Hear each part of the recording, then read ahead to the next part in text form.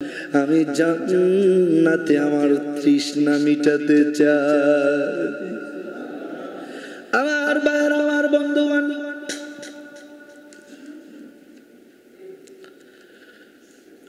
অন্যদিকে কেউ খেয়াল দিব না, কথাগুলো স্পষ্ট করে শুনতে হবে।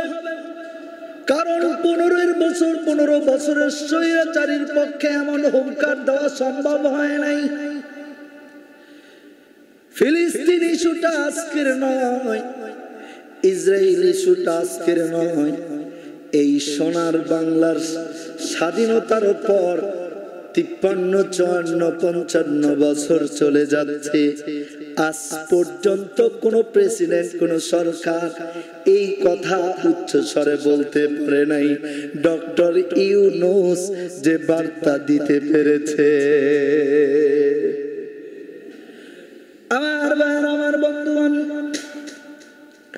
আজকের জুমার নামাজের মধ্য দিয়ে আমাদেরকে ক্লিয়ার হতে হবে, এই ফিলিস্তিন নিয়ে কেন এত আন্দোলন, এই ফিলিস্তিন মসজিদুল আকসা নিয়ে কেন এত জরাজীর্ণ যুদ্ধ বিগ্রহ।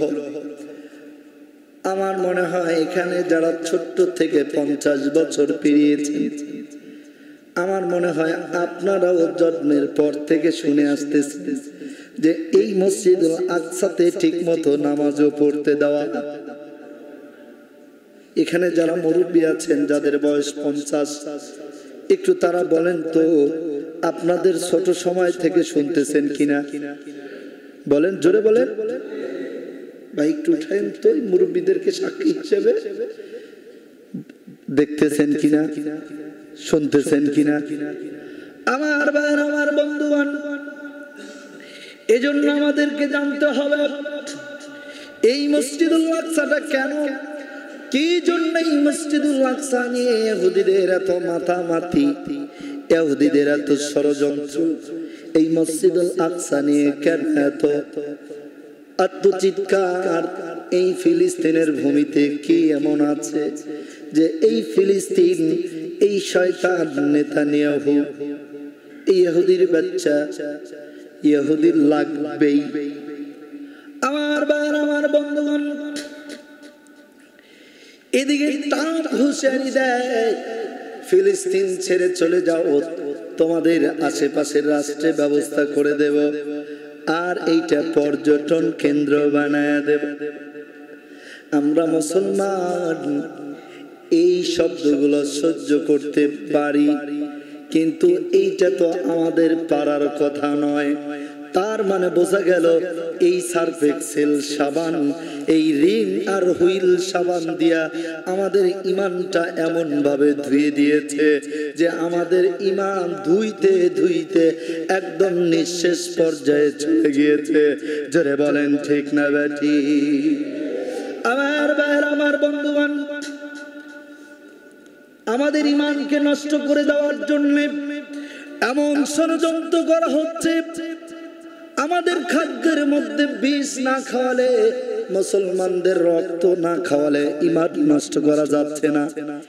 এই জন্য পেপসি, ড্রিঙ্ক, কোকা কোলা, 7 আপের আবিষ্কার হয়েছে। এইটা মুসলমানদের খাওয়াচ্ছে, এইটা মুসলমানদের কি স্প্রাইট খাওয়াচ্ছে না, হজমি খাওয়াচ্ছে না, বরং মুসলমানদেরকে মুসলমান ভাইয়ের রক্ত খাওয়াচ্ছে। জোরে বলেন ঠিক না বেঠি? আমার ভাইয়ের, আমার বন্ধুগণ, সঠিকভাবে ন্যায়সঙ্গতভাবে প্রতিবাদ করা লাগবে। এক পেপসি এই কামরাঙ্গা চালায় না থাকলে কামরাঙ্গা চালার ভাড়াটিও হারিয়ে যাবে না। এক পেপসি কামরাঙ্গা চালায় না থাকলে বাড়িওয়ালাদের কোনো ক্ষতিও হবে না, কারণ রিজিকের ফয়সালা যিনি দেন তিনি কে? আরো জোরে বলেন কে? আমাদের স্লোগান হতে হবে পেপসি, 7 আপ, কোকা কোলা যেখানে আমরা নাই। আরো জোরে বলেন এই সমস্ত প্রোডাক্ট যেখানে আমরা নাই। এখন আপনি কি করবেন? দোকানে যায় পকেটে 5000 টাকা আছে, টাকা দিয়ে সব 7 আপ কিনবেন, কিনা মুখা খুইলা রাস্তায় ঢেলে ফেলে দিবেন। প্রতিবাদ হয়ে গেল। আপনি তো আরো কিনলেন, টাক বোঝাই করে নিয়ে যে আপনি বঙ্গোপসাগরে ফেলে দিলেন, বুড়িগঙ্গা নদীতে ফেলে দিলেন, আপনি তো আরো কিনলেন, মুসলমানদের রক্তকে সাগরে ভাসায় দিলেন। এটা তো প্রতিবাদ হলো না, এটা আপনার উপকার করলেন। আপনি ভুলে কিনে নিয়ে আসছেন, আমিও মোটামুটি কিনে নিয়ে আসছি, বয়ান শেষে ফিরাইয়া দেব।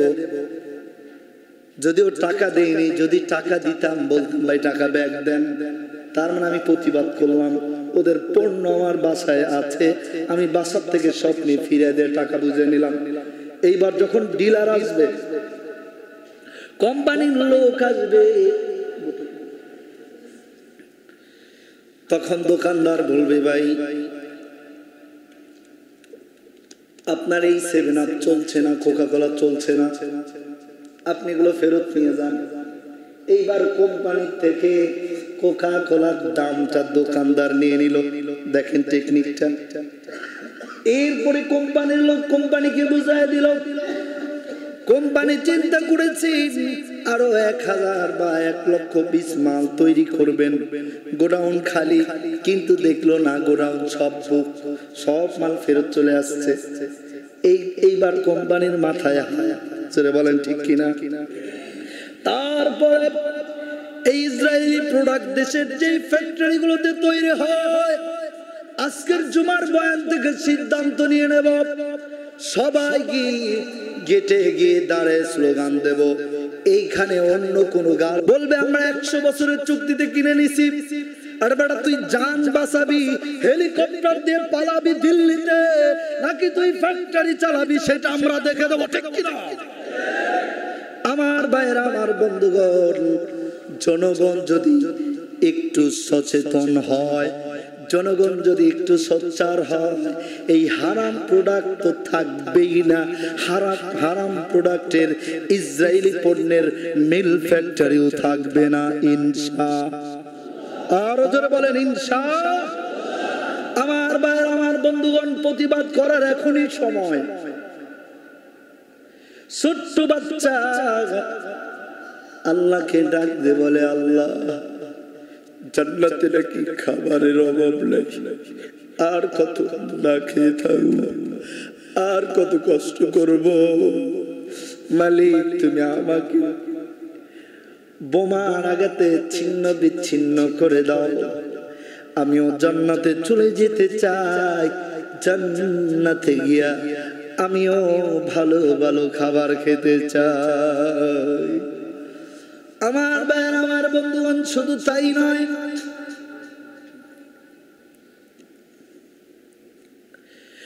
এমন ভাবে বোমা হামলা করিয়েছে, বোমার বজ্র আঘাতে মানুষগুলো ছিন্ন বিচ্ছিন্ন হয়ে উল্টা পাল্টা হয়ে ঘুরতে ঘুরতে 100 ফিট উপর পর্যন্ত পৌঁছে গিয়েছে।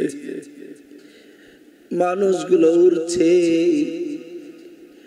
যেন মনে হচ্ছে পাখিগুলো আকাশের মধ্যে উড়ে বেড়াচ্ছে। মুসলমান, আমাদের হৃদয়ে কেন দাগ কাটেনি? আমাদের ইতিহাস জানার বড় অভাব, এই জন্যে আমরা কেন এত কষ্ট পাইনি? আমরা কেন সোচ্চার হতে পারিনি? আমরা কেন প্রতিবাদ করতে পারিনি? আমরা যেই প্রতিবাদ করছি, এটা উপকার কেন করা হচ্ছে? আমরা মনে করছি দোকান থেকে সব কোকা-কোলা কিনে রাস্তায় ফেলে দিলেই কোম্পানির জন্য প্রতিবাদ হয়ে গেল, আমাদের জন্য প্রতিবাদ হয়ে গেল, কোম্পানির ক্ষতি হয়ে গেল।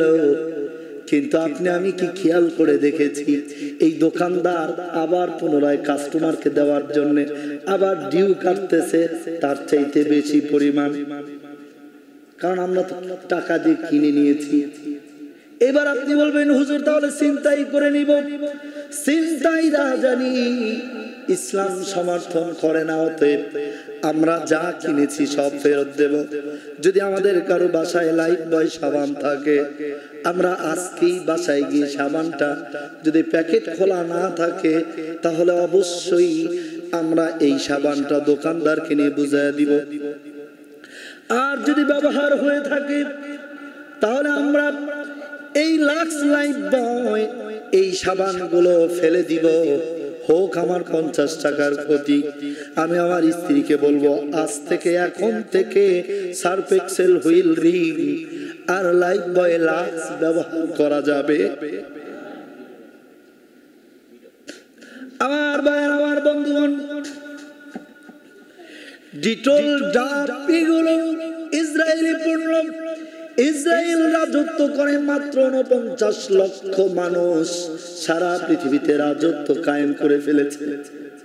আমি আপনি যখন ঘুমিয়েছিলাম তখন ওরা অস্ত্র বানিয়েছে, অস্ত্র আমদানি করেছে, আর ওদেরকে মদত দিয়েছে ডোনাল্ড ট্রাম্প। জোরে বলেন ঠিক না বেটি?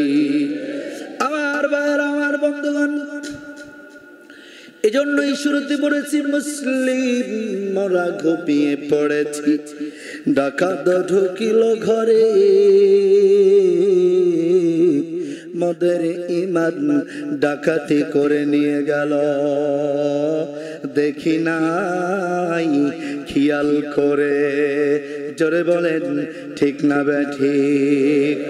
আমার ভাইয়ের, আমার বন্ধুগণ, সমস্ত মুসলমানকে ঐক্যবদ্ধ হতে হবে। রাজি আছেন তো ইনশাআল্লাহ? আল্লাহ বলছেন ওয়াতাসিমু বিহাবলিল্লাহি জামিআ ওয়া লা তাফাররাকু ফী। জোরে বলি আল্লাহু আকবার। আমার ভাইয়ের, আমার বন্ধুগণ, ঐক্যবদ্ধ হতে হবে। আজকে আমরা দেখতে পাচ্ছি মধ্যপ্রাচ্য মুসলিম কান্ট্রিগুলো কি সুন্দর নিশ্চুপে হালুয়া রুটি খাচ্ছে, আর মাঝে মাঝে দাদাদের সাথে শান্তি চুক্তি বৈঠক করছে। আরে হারামজাদা, তোরা যে শান্তি চুক্তি বৈঠক করিস, মধ্যপ্রাচ্য সৌদি আরব থেকে সবচেয়ে কাছের রাষ্ট্র ফিলিস্তিন, এবং একই মাঠ একই ভূখণ্ড পাশাপাশি। আল্লাহ তাআলা এই শয়তানগুলোকে হেদায়েত দান করুন, বলে আমিন।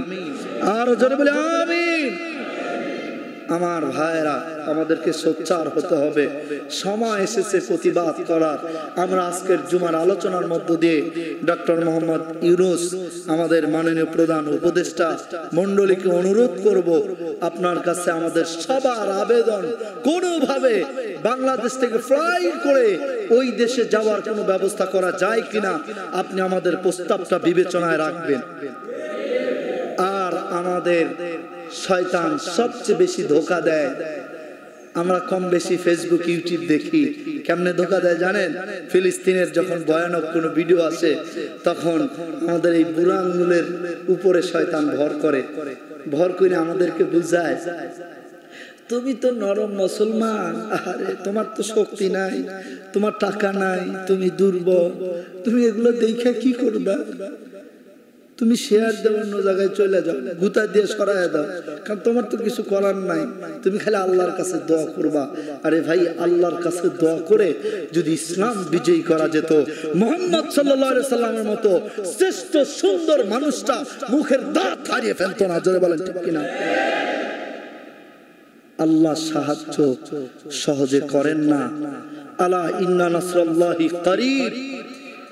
মুসলমানরা আঘাত পেতে পেতে পেতে পেতে নিশ্চিহ্ন হয়ে যাওয়ার সময় আল্লাহকে ডাকতে বলতেছিল, আল্লাহ নাসর, আল্লাহ কখন তোমার সাহায্য আসবে? আমরা তো শেষ হয়ে গেলাম।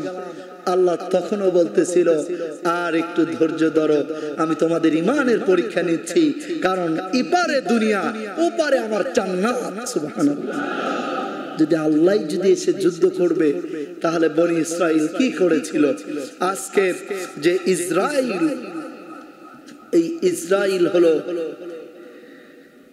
ফিলিস্তিনের একটি পবিত্র ভূখণ্ড, যেখানে এই ইসরায়েলের শয়তানরা আশ্রয়স্থল হিসেবে বাংলাদেশ সরকার যেভাবে রোহিঙ্গাদের ক্যাম্প করে দিয়েছে, এইভাবে ক্যাম্প করে দিয়েছিল 1960 শতাব্দীর আগে।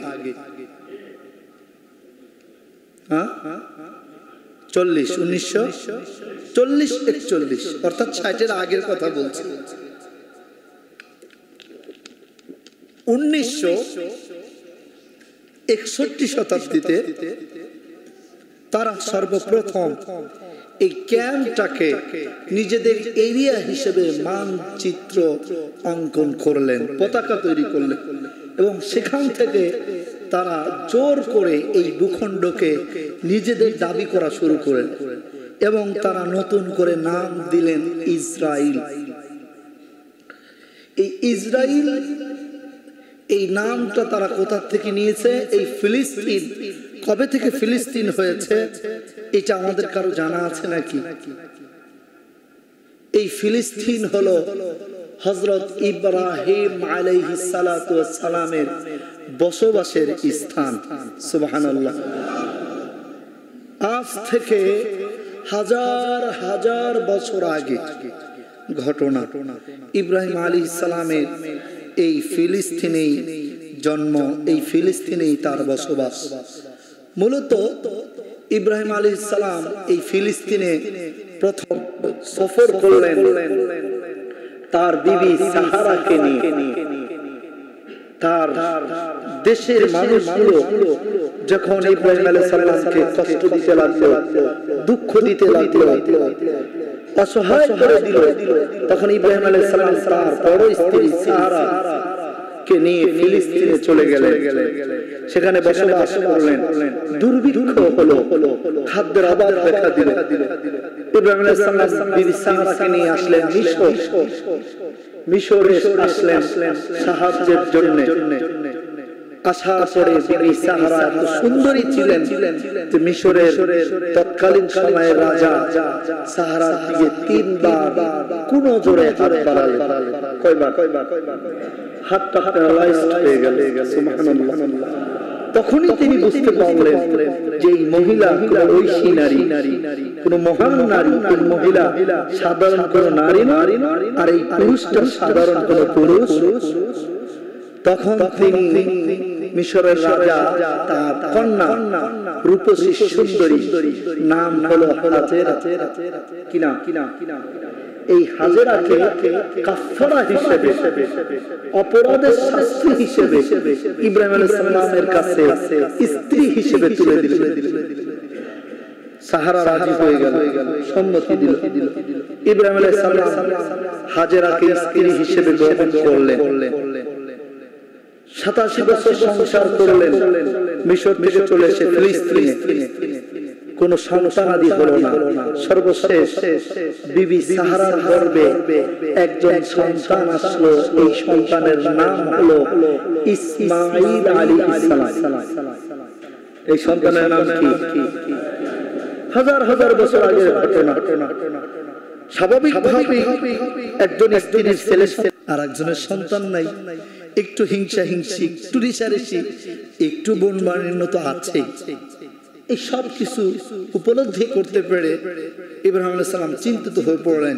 আল্লাহর অর্ডার হলো, চলে গেলেন মক্কার মরুপ্রান্তে ইসমাইলকে রেখে আসতে। এখন ইব্রাহিম আলাইহিস সালাম মক্কায় সেই মরুপ্রান্তে সেই মিনা নামক জায়গায়, সেই মুজদালিফা নামক জায়গায় বিবি হাজেরাকে আর ইসমাইলকে, বিবি সাহারাকে আর ইসমাইলকে রেখে আসলেন। বিবি হাজেরার গর্ভে সন্তান হলো। এই সন্তানের নাম হলো ইসহাক। এই সন্তানের নাম ইসহাক। কি নাম? এই ইসহাকের পূর্বপুরুষের জের ধরে হযরত ইয়াকুব আলাইহিস সালামের জন্ম হলো। কার জন্ম হলো? এই জন্মটা হলো কোথায়? ফিলিস্তিনে। এই জন্মটা হলো কোথায়? এদের রাজত্বকাল কোথায় কাটলো? ফিলিস্তিনে। এদের বসবাস কোথায় কাটলো?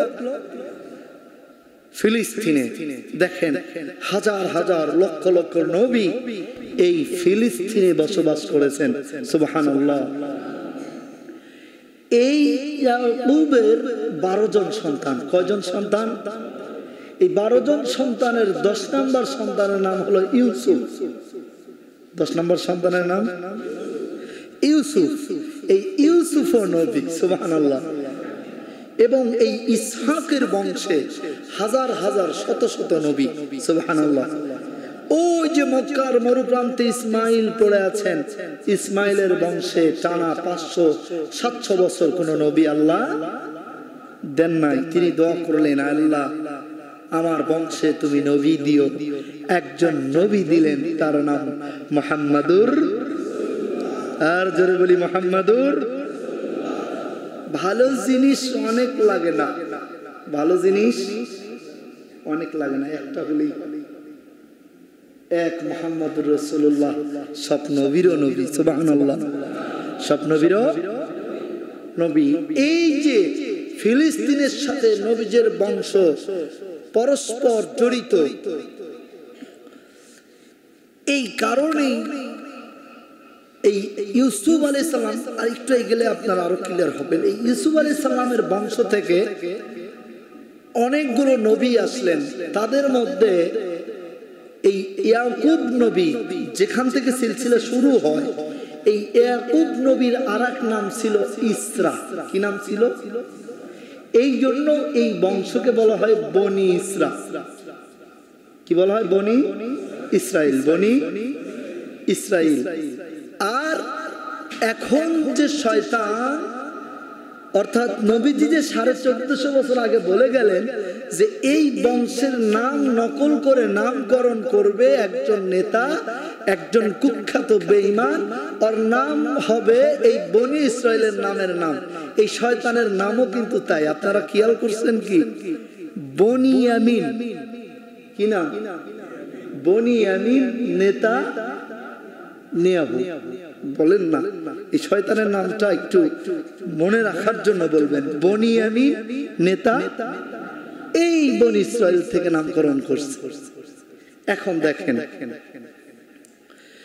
সাহাবায়ে কিরাম রাদিয়াল্লাহু তাআলা আনহুম আজমাইন, সহিহুল মুসলিমের 1053 নম্বর হাদিস, 1049 নম্বর হাদিসের বর্ণনা।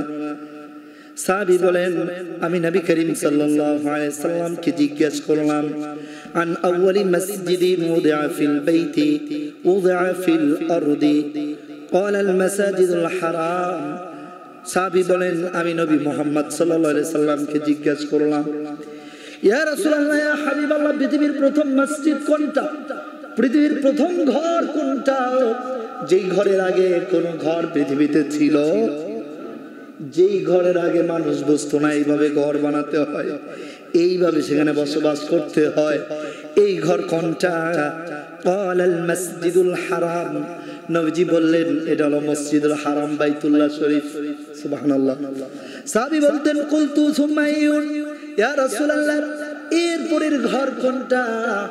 এরপর নবীজি বললেন, ক্বাল আল মসজিদুল আকসা।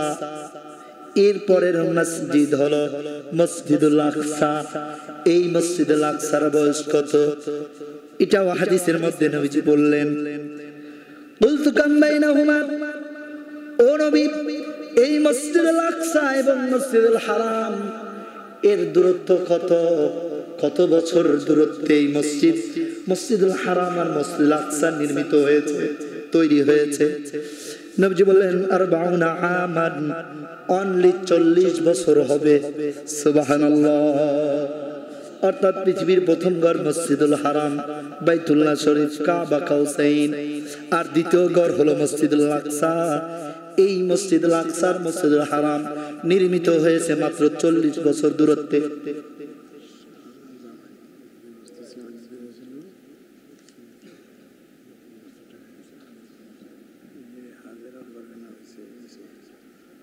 জি জি, ধন্যবাদ, শুকরিয়া। দরকার দরকার। আমাদের শাহজাহান চাচা মিয়া 2 বস্তা সিমেন্ট দিতে চেয়েছিলেন, আজকে পৌঁছে দিয়েছেন। আল্লাহ কবুল করেন বলে আমি। আমার ভাইয়ের, আমার বন্ধুগণ, একটু কানেকশন করে আসি। ইব্রাহিম আলাইহিস সালামের বড় বিবির নাম হলো সাহারা, ছোট বিবির নাম হলো হাজেরা, আর ছোট বিবির গর্ভে জন্ম ইসমাইলের। বুঝে আসছে তো? নাম বলতে এলোমেলো হয়েছে। আমার ভাইয়ের, আমার বন্ধুগণ, ছোট বিবিকেই রেখে এসেছেন মক্কায়। আর নবীজি বললেন, কুলতু কাম বাইনাহুমা ইয়া রাসূলুল্লাহ, সাহাবী বললেন ইয়া রাসূলুল্লাহ দূরত্ব কত? নবীজি বললেন 40 আমান, 40 বছরের দূরত্ব। আমার বন্ধুগণ, আমার ভাইয়েরা, এরপর সাহাবী জিজ্ঞেস করলেন সবচেয়ে নামাজ পড়লে লাভ বেশি কোনটা? নবীজি বললেন প্রথমত মসজিদুল হারাম, দ্বিতীয়ত মসজিদুল আকসা। আমার ভাইয়েরা, আমার বন্ধুগণ, সেই হাজার হাজার বছর আগ থেকে এই মসজিদুল আকসা মুসলমানদের শাসিত সমাজ ব্যবস্থা প্রতিষ্ঠিত। এই মসজিদুল আকসা এই বনি আমিন তিনি ওই বনি ইসরাইলের ওখান থেকে নামকরণ করলেন। আর নবীজি এই হাদিসটা বর্ণনা করলেন 1400 বছর আগে। আমার নবীজি কয়েকটি কথা বলেছেন, সময় খুব কম, শেষ করে দেব। নবীজি বললেন এই মসজিদুল আকসাকে ঘিরে হযরত সুলাইমান মসজিদ যখন ভেঙে দেওয়া হলো, চুরমার হয়ে গেল, প্লাবন হয়ে গেল, হযরত সুলাইমান আলাইহিস সালাম জিনদের দ্বারা প্রথম এই মসজিদের সংস্করণ করলেন। দ্বিতীয়বার বনি ইসরাইলের নবীরা এই মসজিদকে আবাদ করলেন, মানে দেখাশোনা করলেন। তৃতীয় স্টেপ, প্রথম স্টেপে প্রথম বিশ্বযুদ্ধ হলো। আমার নবীজি বলছেন তৃতীয় বিশ্বযুদ্ধ হবে, আর এই বিশ্বযুদ্ধ শুরু হবে মুসলমান আর মুশরিক আর কাফেরদের মধ্যে। সুবহানাল্লাহ। আর এই যুদ্ধে অধিকাংশ মুসলমানরা শাহাদাত বরণ করবে, মাত্র কয়েক হাজার মুসলমান জীবিত থাকবেন, বিজয়ী হবে মুসলমানদের, ইহুদিরা পরাজিত বরণ করবে। সারা পৃথিবীতে যুদ্ধ সংগঠিত হবে। অলরেডি বিশ্বের কয়েকটি মুসলমান রাষ্ট্র এক হয়ে গেছেন। গত 2 দিন ধরে ইরান সমানে ভিটামিন পাঠাইতেছে। সুবহানাল্লাহ বলেন। আমার ভাইরা, আমার বন্ধুগণ, অবিলম্বে শুরু হবে ইনশাআল্লাহ। আমরা যেতে প্রস্তুত তো? আমরা যেতে প্রস্তুত তো? লিল্লাহি তাকবীর। আমরা যাব ইনশাআল্লাহ। যদি যাওয়ার কোনো ওয়ে বের হয় ইনশাআল্লাহ আমরা যাব ইনশাআল্লাহ। আল্লাহ কবুল করেন বলে আমিন। আমার নবীজি বললেন সব এই বিশ্বযুদ্ধের ডাক চলে আসবে মুসলমানদের পক্ষ থেকে। মুসলমানরা ছত্র বিচ্ছন্ন হয়ে যাবে, মুসলমানরা পাখির মতো আকাশে উড়তে থাকবে। উড়ছে কিনা বলেন? ফিলিস্তিন ইসরায়েলের যুদ্ধ দেখেছেন, 50 বছর বয়স যারা সাক্ষী দিলেন তারাও এইরকম বর্বরতা দেখেন নাই, এইবার দেখলেন। এরপর নবীজি বললেন যুদ্ধ সংগঠিত হবে, এই যুদ্ধে মুসলমানরা বিজয়ী হবে। একজন ইমাম আসবেন, তার নাম হবে ইমাম মাহদি। ইমাম মাহদি আসবেন, তিনি 9 বছর শাসন ব্যবস্থা কায়েম করবেন। এই 9 বছর ইহুদিরা আবার সোচ্চার হবে। সোচ্চার হওয়ার পর এই ফিলিস্তিন ইসরায়েল নামক ভূখণ্ডে একজন ইবলিসের জন্ম হবে, তার নাম হলো মাসিহুদ দাজ্জাল। আমার ভাই, আমার বন্ধুগণ, এমন সময় মাসিহুদ দাজ্জাল এক চোখ বিশিষ্ট ভয়ঙ্কর দানব, তিনি এমন ক্ষমতা নিয়ে আসবেন, তার হাতে পাওয়ার থাকবে। তিনি আকাশ নিয়ন্ত্রণ করতে পারবেন, তিনি বাতাস নিয়ন্ত্রণ করতে পারবেন, তিনি নদী পথ নিয়ন্ত্রণ করতে পারবেন রিমোটের সাহায্যে, ইলেকট্রিক প্রযুক্তির সাহায্যে। এখন আপনারা বলেন ইলেকট্রিক প্রযুক্তিকে ইহুদিরা এগিয়ে না পিছিয়ে? এবং এই পাওয়ার ব্যবহার করে মুসলমানদেরকে খাদ্য সংকটে ফেলে দিবেন। সারা পৃথিবীর চাষাবাদ বন্ধ হয়ে যাবে। মুসলমানদেরকে বলবেন যদি আমাকে রব মানো খাবার দেব, যদি রব না মানো খাবার দেব না। লক্ষ লক্ষ কোটি কোটি মুসলমান ঈমানচ্যুত হয়ে যাবে, আর কিছু মুসলমান ঈমান হারা হবে না। এমন সময় একজন নবী উম্মত হিসেবে আসবেন, তার নাম হবে ঈসা রূহুল্লাহ। আমার ভাইরা, আমার বন্ধুগণ, ঈসা রূহুল্লাহ আসবেন, এই দাজ্জালকে হত্যা করবেন, আর মুসলমানদের শাসিত সমাজ ব্যবস্থা সারা পৃথিবী মুসলমানরা শাসন করবেন একটানা 40 বছর। জেরে বলি সুবহানাল্লাহ। এই 40 বছর কোনো হানাহানি হবে না, কোনো হত্যাকাণ্ড হবে না, কোনো চাঁদাবাজি হবে না, কোনো দুর্নীতি রাহাজানি হবে না। এই 40 বছর শান্তি আর শান্তি থাকবে।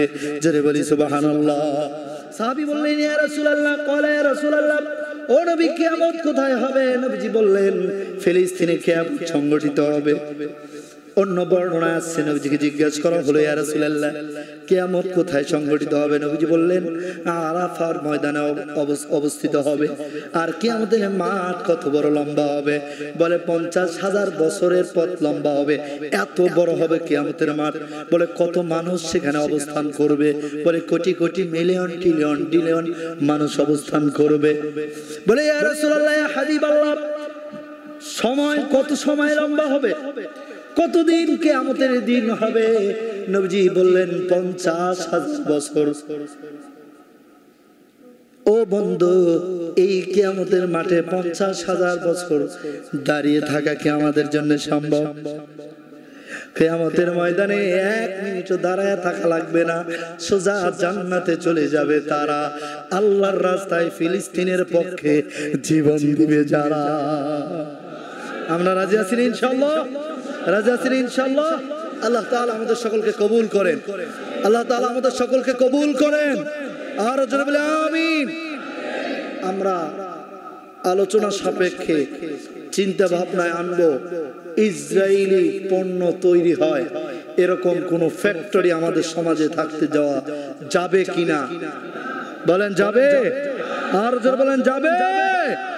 এটার প্রতিবাদ আমাদেরকে করতেই হবে। রাজি আছেন তো ইনশাআল্লাহ? আমরা আজকের জুমার মাধ্যমে হুঁশিয়ারি দিতে চাই, এই ইবলিসদের ফ্যাক্টরিতে যারা চাকরি করেন আপনাদের এমডি বরাবর খবরটা পৌঁছে দিবেন। হাত বাঁকা করার আগেই সিদ্ধান্ত নেবেন, এই কামরাঙ্গা চালায় শতভাগ মুসলমানের রাজ্যে এই ইবলিস শয়তানদের প্রোডাক্ট আর ফ্যাক্টরি থাকতে পারবে না, আমরা থাকতে দিব না। ঠিক কিনা বলেন? আমরা প্রত্যেক দোকানদার ডিলারকে আজকে এই প্রোডাক্ট গুলো ফিরিয়ে দেব ইনশাআল্লাহ। আমাদের বাড়িতে বাসা বাড়িতে এই সমস্ত প্রোডাক্ট যারা ইউজ করি আমরা অল্প স্বল্প ফেলে দিব, আর এই প্রোডাক্ট গুলো আজ থেকে বয়কট করবো। রাজা ইনশাআল্লাহ? রাজা ইনশাআল্লাহ? ডক্টর ইউনূস সাহেব প্রফেসর, আপনি আমাদের প্রধান উপদেষ্টা, আপনার প্রতি আমাদের দৃষ্টি, আপনার প্রতি আমাদের উদাত্ত আহ্বান। আমরা তাকিয়ে আছি, আপনি কোনোভাবে আমাদেরকে ওইখানে যাওয়ার ব্যবস্থা করতে পারেন কিনা। নচেত আমাদের কিছুই করার নেই, তবে আমরা আমাদের দেশে কোনো ইসরায়েলি পণ্যকে চলতে দিব না। রাজা ইনশাআল্লাহ? আমরা নিশ্চুপে প্রতিবাদ করব ইনশাআল্লাহ। আমাদের ঘর থেকে এই ইসরায়েলি পণ্য সরাতে হবে। রাজি আছি তো ইনশাআল্লাহ? আমাদের স্ত্রীদেরকে ইসরায়েলি পণ্য ইউজ করতে দিব না ইনশাআল্লাহ। আল্লাহ তাআলা আমাদের সকলকে কবুল করেন। আল্লাহ তাআলা আমাদেরকে সেই তৌফিক দান করেন। ওয়া মা আলাইনা ইল্লাল বালাগ।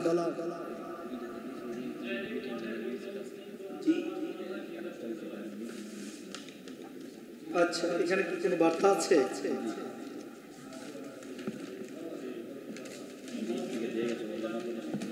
আচ্ছা, আগামীকাল 12 তারিখ। আগামীকাল একটা ডাক আছে না? আপনারা জানেন না? আগামীকাল একটা সমাবেশের ডাক আছে না? কটা থেকে কটা পর্যন্ত? জি জি, এটা কোন এরিয়ায়? শাহবাগ থেকে কোন দিকে যাবে? ঢাকার দিকে। ঢাকা শাহবাগে। আমরা আগামীকালকে সকালে আগামীকাল সকালে ইনশাআল্লাহ প্রস্তুত হয়ে যাওয়ার চেষ্টা করবো ইনশাআল্লাহ। সেখানে বড় বড় মুরব্বী আমাদের যারা গার্জিয়ান তারা আসবে, আমরা সেখানে সমাবেত হবো ইনশাআল্লাহ। আল্লাহ তাআলা আমাদের সকলকে কবুল করেন বলে আমিন। আর জোরে আমিন। এই সমস্ত প্রোডাক্ট আমরা আর খাবো না ইনশাআল্লাহ। আল্লাহ তাআলা আমাদের সকলকে কবুল করেন।